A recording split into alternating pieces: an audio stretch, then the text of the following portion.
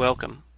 I'm Sebastian Mahfood, and you're listening to WCAT Radio, the on-air wing of En route Books and Media, bringing you the dulcet sounds of Catholic wisdom.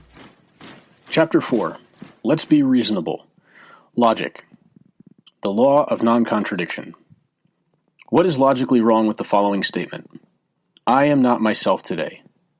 You may have heard some people say it, and what they really mean is that they are not acting, feeling, or thinking the way they normally act, feel, or think. Taken at face value, though, the sentence is an absurdity. And I realize that some people like the absurd as a style of art, but this type of absurdity is different. This type of absurdity is a denial of one of the fundamental principles of being, the law that a thing is what it is. As we saw in the last chapter, something must be what it is. This is known as the principle of identity. Each thing has an identity. Each thing is a thing, and it is its own thing. A chair has to be what it is, and cannot not be what it is. If a chair were not a chair, then it would be something else. It is impossible for a chair to not be a chair. Therefore, if I am myself, then I cannot not be myself.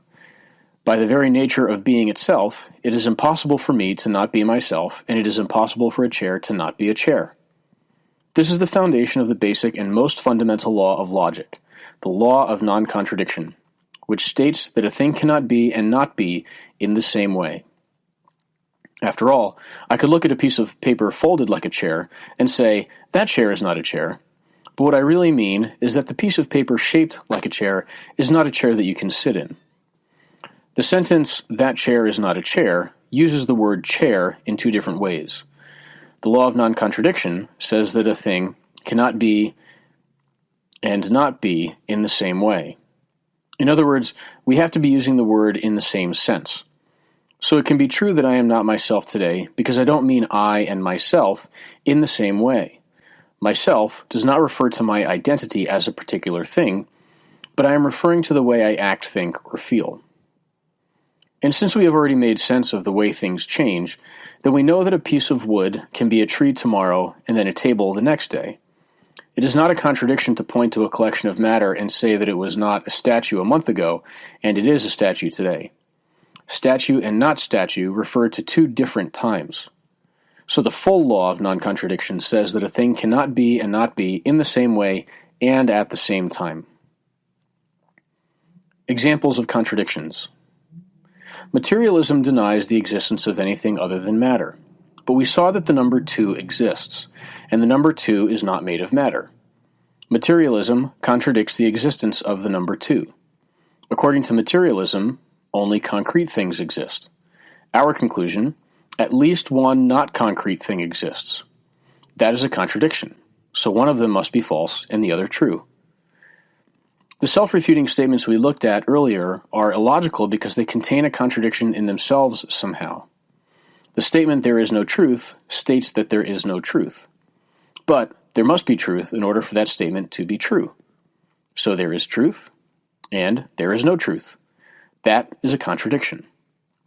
Self-refuting statements either contradict themselves, their foundation, or some other idea that is necessarily implied. Not a contradiction.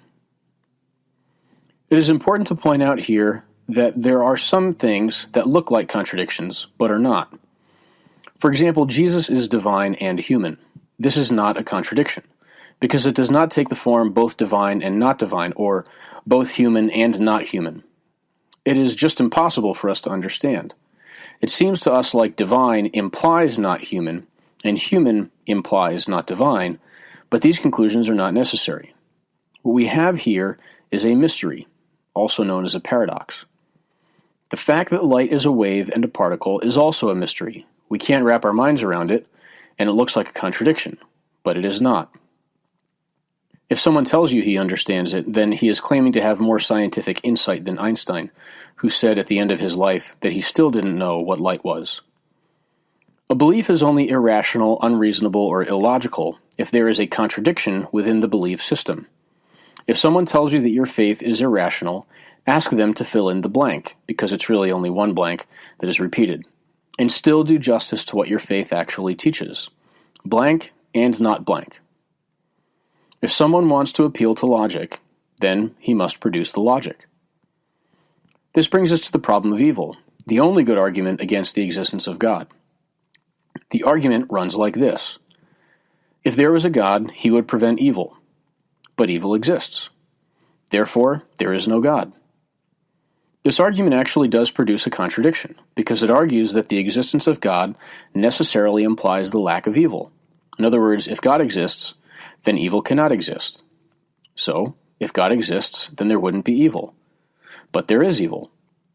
So God, together with evil, creates a contradiction, evil and no evil. But evil is obviously in the world, so it must mean that there is no God. The problem with the argument, though, is that it is not an accurate representation of the Christian God, who does allow evil. The problem of evil is an example of what we call a straw man argument, a common logical fallacy.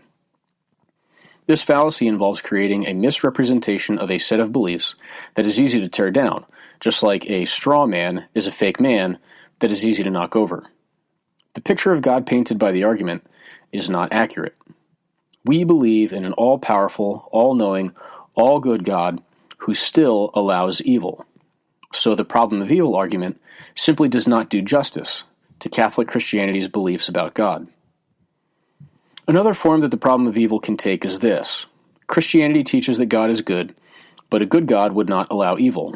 Evil exists, therefore, God is not good. This argument again is a straw man, but the straw man is created by manipulating the term good.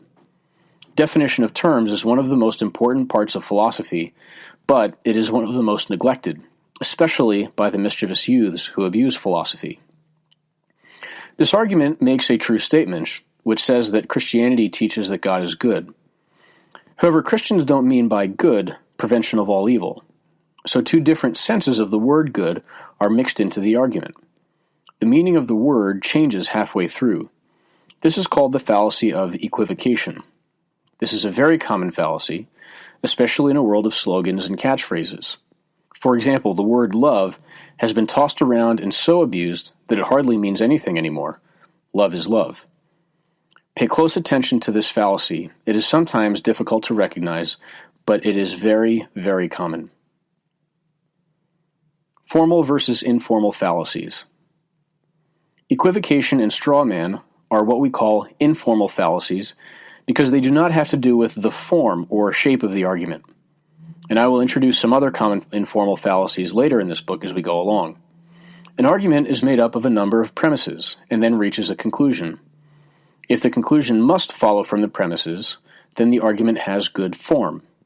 An argument where the conclusion must follow from the premises is called a valid argument. The problem of evil is a valid argument because the conclusion necessarily follows from the premises.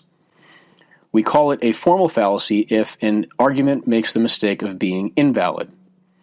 For example, consider the following argument. If Liz has a sister, then she has a sibling. Liz does not have a sister. Therefore, she does not have a sibling. This argument is not valid because the conclusion does not follow from the premises. Liz may have a brother. And she does, me. Liz is my sister. The premises are both true, but the conclusion is false because of the bad form. This argument commits a formal fallacy. There are a handful of valid forms, but they all follow the basic principle that the premises necessarily imply the conclusion. However, the validity of an argument does not mean that the conclusion has to be true. The truth of the conclusion depends on the truth of the premises. As we already saw, the problem of evil contains a premise that is false, or manipulates the definitions of the terms, so the conclusion is not necessarily true. The conclusion is also not necessarily false. If someone uses a bad argument for some conclusion, it does not imply that the conclusion is false. For example, look at the following argument. I am a frog. All frogs are mammals. Therefore, I am a mammal. The conclusion has to follow from the premises, so it is valid. But both premises are false. However, that does not prove that the conclusion is false, because the conclusion happens to be true. Even bad arguments can produce true conclusions. The goal, though, is to produce valid arguments that contain true premises, because those arguments have to lead to true conclusions. As philosophers, we are after truth, above all else. A valid argument with true premises is said to be sound. Arguments can be illogical because they contain a fallacy of some kind, either formal or informal, and beliefs can be illogical because they contain a contradiction. The value of logic. As I hope you can see, logic is a very important and powerful tool for critical thinking. It is the arithmetic of philosophy. But logic can also be used in a destructive way. Socrates was the first one to apply systematic logical thought to questions about the good, the true, and the beautiful, but the mischievous youths learned logic to embarrass people. While logic ought to be used to find truth, it can also be used only to win debates. That is why intellectual honesty and humility are more important than logic. Someone who is prideful and deceitful, but good at logic, can convince himself of whatever he wants. But you cannot deceive someone about basic truths who knows that he might be wrong and looks objectively at the facts. On more than one occasion, in math, physics, and philosophy departments, I have heard professors lament the lack of education in logic. They wish that students were taught a full course in logical thinking. It would save them so much mental pain as they read papers and examine students' arguments. The closest thing most students get to logic is geometry. I have taught geometry before and I love it.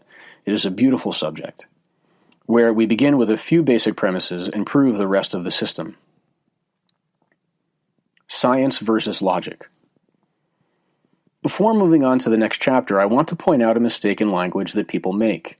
I sometimes hear people say, when you look at it scientifically, when they are not talking at all about science or anything that applies to science. Really what they are doing is looking at something logically. And I also sometimes hear people say, when you look at it logically, when they are really looking at something scientifically. For example, Jesus' walking on water is not scientific. Science has nothing to say about whether Jesus walked on water or not, because walking on water is a miracle, and therefore outside the realm of science. So when someone says Jesus' walking on water is not logical because gravity would pull him down, he really means that it is not scientific, because he is appealing to science. If he wants to say that an event or belief is not logical, then he must point out a contradiction. This mixing up of science and logic comes from and contributes to our modern worship of science. Don't get me wrong, I love science. I think that science is a window into truth about our physical universe and reveals the beauty that God inscribed in the world, but it is definitely not the same thing as logic. Science has to follow rules of logic, but logic does not have to follow scientific rules. Logically, it is possible that the Earth's gravity pushes up instead of pulling down. Scientifically, we have discovered that the Earth's gravity pulls down. We hope you enjoyed the program and will join us back for another show on WCAT Radio. This is Sebastian Mahfood. Good day.